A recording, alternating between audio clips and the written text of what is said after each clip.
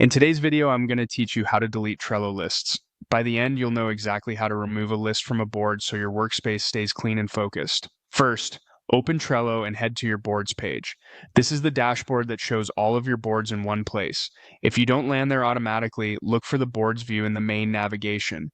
Take a second to confirm you're in the right workspace, especially if you manage more than one, so you don't remove something from the wrong place. Next, click the board that contains the list you want to remove. The board will open and display your lists as vertical columns.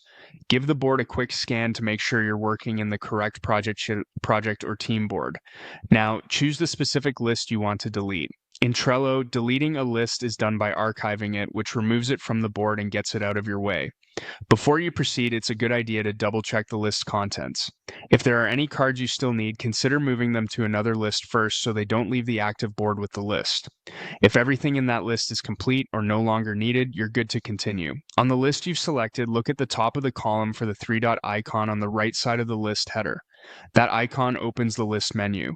Click it to see the available actions for that list. From the menu, choose Archive this list. Trello will immediately remove the list from your board along with all of the cards inside it, clearing up space and reducing visual clutter. This is the standard Trello method for deleting a list from a board. Think of archiving as a safe removal. It takes the list out of your active workspace so you can focus on what matters now without permanently cluttering your current view. A couple of quick tips as you work. Keep list names descriptive so you're certain you're archiving the right one, and consider a brief end-of-week review to archive any lists that are complete.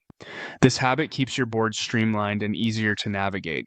That's it. You've opened your boards page, selected the right board, picked the list you no longer need, opened the lists menu, and archived it. Your board should now look cleaner and more organized.